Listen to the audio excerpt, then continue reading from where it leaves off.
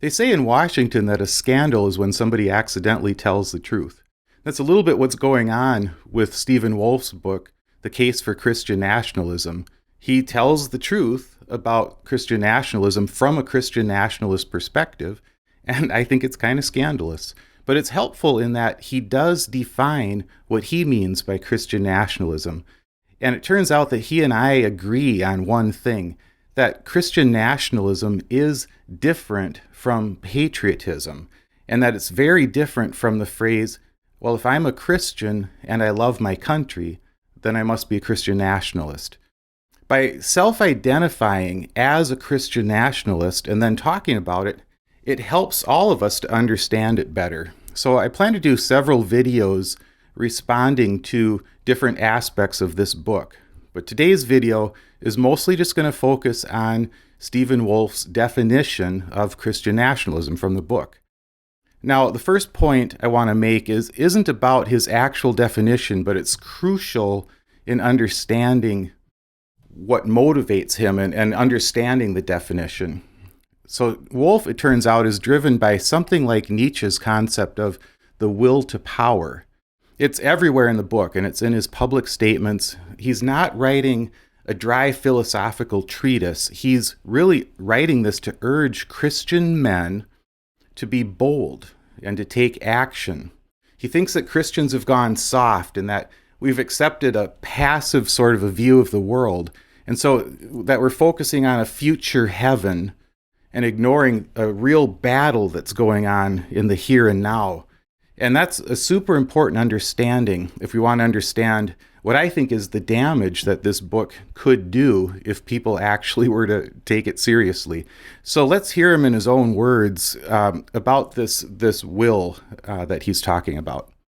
As you know, I initially started thinking about this more and more, and I realized, actually what Christians need today, in particular in the West, is we need a sort of Christian nationalist approach, because nationalism tends to emphasize national will. I wrote the book for men in mind, to realize that your masculinity, the things of power that drive to exercise dominion, is actually true and good and not destroyed. It's natural and it's not destroyed by nature.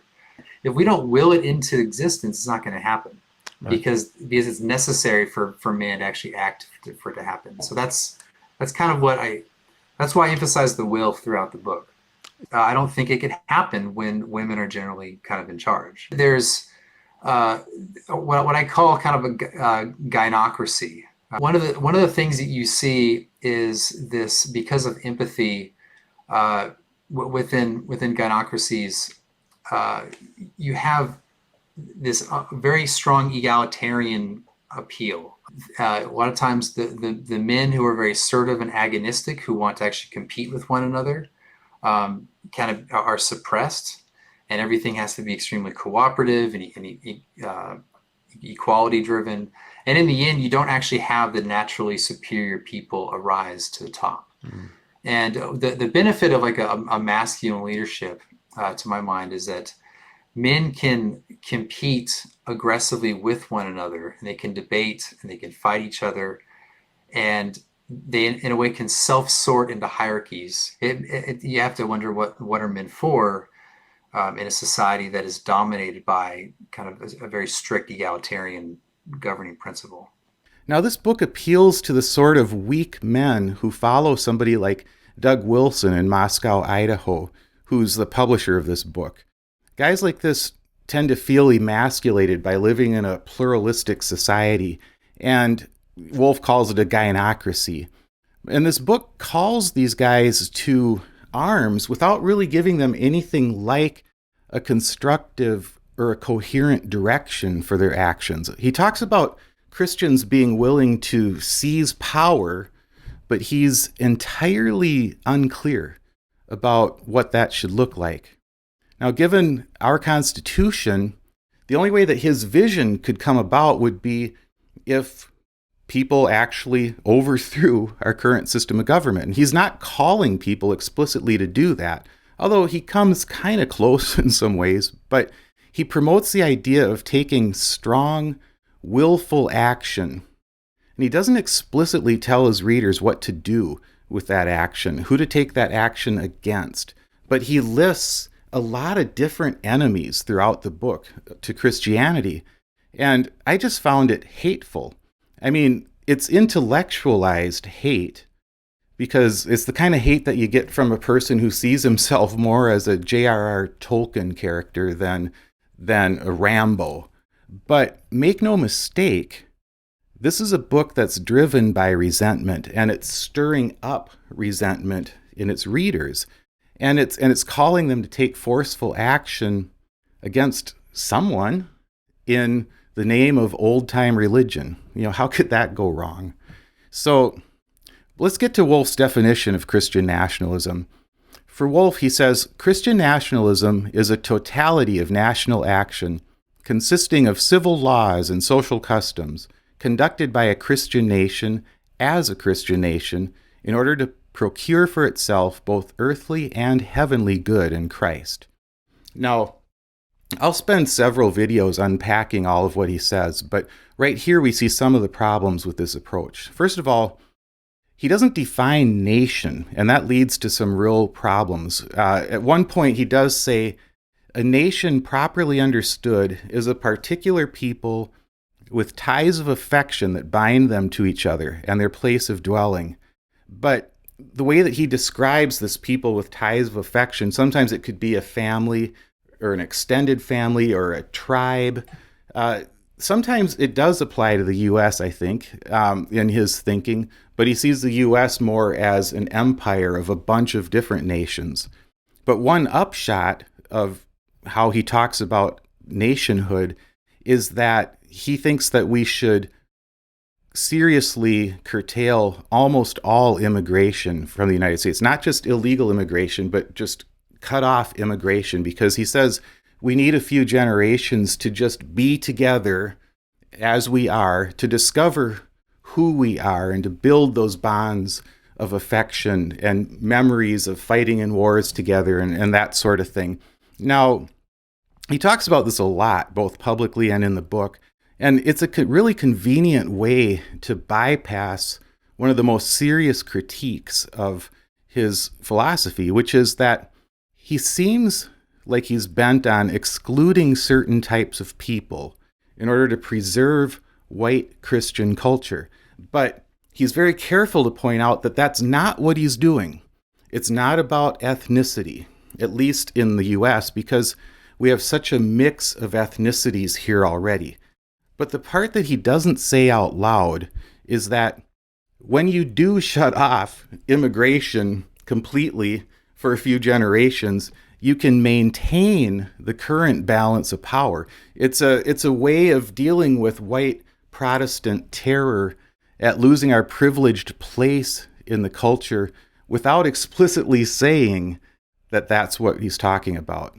So that's the first problem. Second problem is the self-consciousness of being a Christian nation for itself, the totality of action that he requires of the nation's citizens when he's talking about this totality of action in his definition.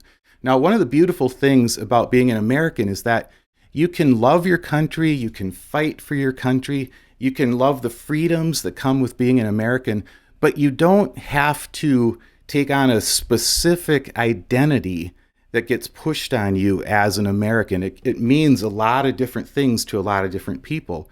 There's some things that we all share, but being an American, there isn't one American identity. And what Wolff is pushing for is an America that's self-consciously Christian. And for citizens of America, we're organizing then all of our actions towards building up the country as a self-consciously Christian nation. And in trying to understand what he means by that, it's helpful, this one paragraph where he talks about a mother nursing her child. He says, a mother nursing her child has the child's immediate good in mind, but that action, as part of a totality of action in the nation, is also for the national good. For well-nursed children grow up to be healthy, productive, and sacrificial participants in the nation. In this way, the nursing of children is a national action. And the good of nursing is not only the child's good directly, but also the nation's good. In other words, the good of the mother in nursing her child transcends the immediate good of child nourishment. Now, on some level, I suppose that's true on some very low level, but on the other hand, you know, I'm glad he has a place for women in his utopia, but I don't personally know any women who say that they want to be thinking about nursing their child in furtherance of Stephen Wolf's nationalist vision. So that's the second problem, that totality of national action, what he means by that. It's frankly kind of weird. So the third problem, this whole thing about the civil laws being Christian.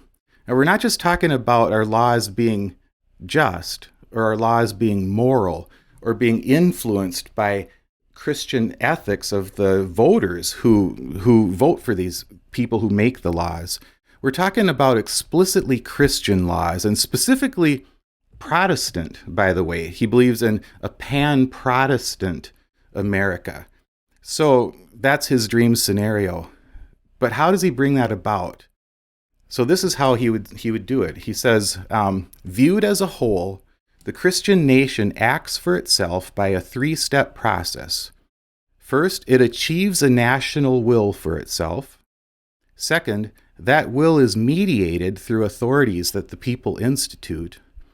And third, the people act according to the dictates of that mediation.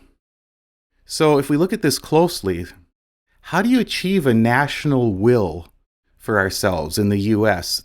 that's Christian? He has no practical means of bringing this about. It seems like he wants to end immigration, so that would be one of the things he would do, to keep out any new others that might dilute what remains of our Christian national will. But then, mainly, he seems to want Christian men to act aggressively, to fight a bunch of undefined battles, to define our national will in Protestant terms, to basically win the culture war, in other words, and to create a national will for Protestantism. And this reminds me of an old Steve Martin joke where he says, here's how you can be a millionaire and not pay taxes. First, get $1 million. And so in that sense, he's just saying, well, first, go out and do a whole bunch of action just to assert this Christian national will. It's lighting a fire under Christian men and telling them to be aggressive and to make that happen, which sounds kind of dangerous to me, kind of a dangerous way to talk. So then, secondly, once these Protestant men have asserted their will onto the nation, he wants them to install authorities to mediate that will. In other words, he wants authoritarians to rule in order to impose the will of Protestant men onto the culture. And then third, the people need to act according to the dictates of those authorities. Yes, he actually wrote dictates. So I'm troubled by a lot of this. I'll be going more in depth in future videos to flesh this out a little bit more, to see kind of where his utopia would go. But I want to end with this thought. Here's what he said when he was asked why he uses the term Christian nationalism. And so I was like, well, I think it's a good term. And we just adopt it, own it. And eventually they'll call us like Christo-fascists and they'll look ridiculous. So yes, guilty as charged. I do understand your book, Stephen Wolf, and I do understand fascism, and I don't feel even a little bit ridiculous calling you a Christo-fascist. But more on that later. Thanks for listening.